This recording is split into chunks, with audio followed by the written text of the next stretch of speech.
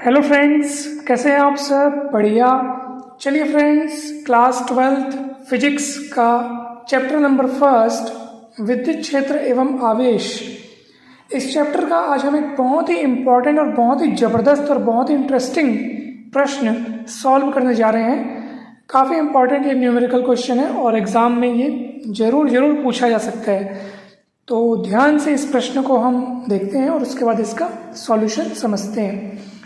प्रश्न है, एक्स अक्ष पर x बराबर 1, 2, 4, 8 एंड सो ऑन मीटर पर अनंत आवेश रखे गए हैं। इन आवेशों के कारण x बराबर 0 पर विद्युत क्षेत्र की तीव्रता का मान ज्ञात कीजिए। प्रत्येक आवेश का मान q है। दोस्तों चलिए सबसे पहले हम सीधे चित्र पे आ जाते हैं ताकि आपको सॉल्यूशन बहुत आसानी से समझ में आ जाए। ये x अक्ष है, ये x बराबर 0, ठीक है। उसके बाद 1, 2, 3, 4 यहाँ पे सब लिखे गए हैं निर्देशांक।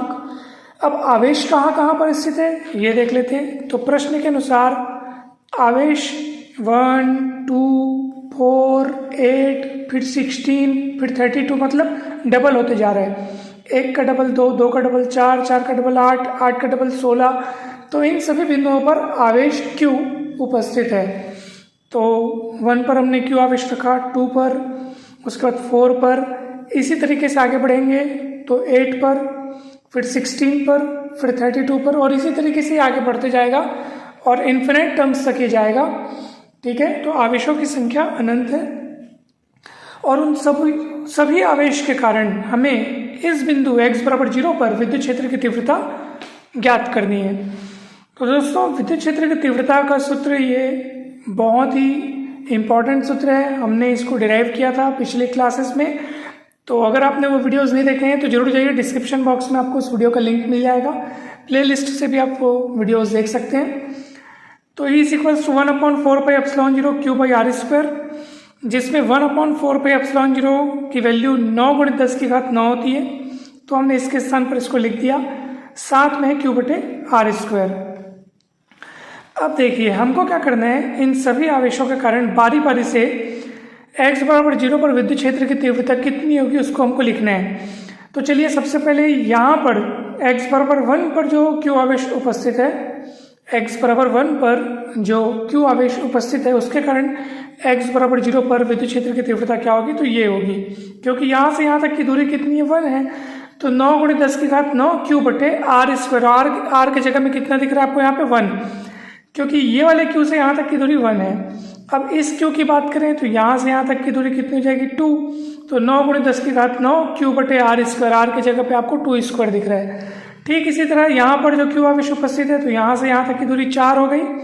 तो 9 × 10⁹ Q/4²। इसी तरीके से 9 × 10⁹ Q/8² भी आएगा यहाँ पे। फिर 9 × 10⁹ Q/16² भी आएगा और ये आगे चलते जाएगा। तो हमने 4 ये वाले टर्म के बाद हमने क्या किया, प्लस करके ऐसे डैश डैश डैश कर दिया। इसका मतलब आगे के सारे टर्म्स इसमें आए हुए हैं, वे सारे टर्म्स यहाँ पे शामिल हैं। भले ही आपको लिखे हुए नहीं दिख रहे हैं परंतु वे सारे के सारे आए हैं और ये सिलसिला इन्फिनिट टर्म्स तक गया है, ठीक है दोस्तों। चलिए अब आप ये देखिए कि सब में से कॉमन क्या क्या निकल सकता है। तो 9 × 10⁹ 9 × 10⁹ सब में से कॉमन Q सब में है तो कॉमन हो गया। अब बचेगा क्या, 1/1²। यहाँ पे 1/2² बचेगा, यहाँ पे 1/4² बचेगा, फिर 1/8² बचेगा, फिर 1/16² बचेगा। ये सारे के सारे बचते जाएंगे। चलिए अब हम इनका रूप चेंज करके लिख रहे हैं। कैसे, ध्यान से देखिएगा। 1/1² तो चलो 1 है, 1/2² को भी हमने कुछ नहीं किया, 1/2² एज इट इज। अब देखो ये 1/4² है। दोस्तों क्या 4 को हम लोग लिख सकते हैं कि 2² का मतलब 4 होता है, परंतु ये 4 के ऊपर फिर से स्क्वायर लगा, यानी ये इसके ऊपर और स्क्वायर लगा है। तो घात के ऊपर घात मतलब घात का आपस में गुणा। तो 2 दूनी कितना हो जाएगा, 4। यानी इसको हम लिख सकते हैं इस तरीके से, 4 के स्क्वायर को लिख सकते हैं 2 की घात 4, क्योंकि ये 4 का मतलब 2 का वर्ग और ऊपर में और वर्ग लगा है। तो 2 दूनी घात के ऊपर घात है तो घात का आपस में गुणा होगा तो 2 दूनी 4 हो जाएगा। अब ये कैसे, 8 के स्क्वायर को हमने 2 की घात 6 कैसे लिखा, क्योंकि ये 8 है, 8 को लिख सकते हैं हम लोग 2 की घात 3, ठीक है। और ये वाला स्क्वायर, ये देखो ये वाला स्क्वायर, ये ऐसा, फिर घात के ऊपर घात, तो घात का आपस में गुणा, तो 3 दूनी कितना होता है 6, इसलिए आपको यहाँ पे 2 की घात 6 दिख रहा है बटे में, और ये प्लस प्लस करके आगे चलते जा रहे हैं। अब दोस्तों गौर से देखिए, ये एक श्रेणी है, ठीक है, गणित में आपने पढ़ा होगा, गुणोत्तर श्रेणी के नाम से ये फेमस है। अब आप कहेंगे सर ये गुणोत्तर श्रेणी क्या होता है, ठीक है, गुणोत्तर श्रेणी इसको क्यों बोल रहे हैं दोस्तों? वास्तव में एक ऐसी श्रेणी जिसमें हर पद में किसी एक संख्या का, किसी फिक्स संख्या का गुणा होते जाता है। अब आप बोलेंगे सर किसका गुणा होते जा रहा है, ये कैसे पता चलेगा? तो इसके पता चलने के लिए आपको एक बहुत बढ़िया तरीका हम बतला रहे हैं। आप एक काम कीजिए, दूसरे पद को पहले पद से डिवाइड कीजिए, तो 1/2 स्क्वायर को 1 से डिवाइड करेंगे तो ये 1/2 स्क्वायर ही आएगा, ठीक है। अब इसको इससे डिवाइड करो, यानी तीसरे को दूसरे से डिवाइड करो, तो 1/2 की घात 4 को आप डिवाइड करो 1/2 स्क्वायर से, ये देखिए, तो ये पलट के ये ऊपर चले जाएगा 2 स्क्वायर अपॉन 2 की घात 4, मतलब आपके पास अभी भी उतना ही आया है। दूसरे को पहले से डिवाइड करने पर जितना आ रहा है उतना ही तीसरे को दूसरे से डिवाइड करने पर आ रहा है, उतना ही चौथे पद को जब आप तीसरे पद से डिवाइड करेंगे तब भी इतना ही आएगा। तो वही सेम अनुपात अपने को मिलता जा रहा है, मतलब साफ साफ पता चल गया कि ये एक गुणोत्तर श्रेणी है। और ये तो अनंत पदों वाली गुणोत्तर श्रेणी है, क्योंकि इसका कभी समापन नहीं हो रहा है, तो अनंत पदों वाली गुणोत्तर श्रेणी है जिसका सर्वानुपात कितना है दोस्तों, 1/2 की घात 2।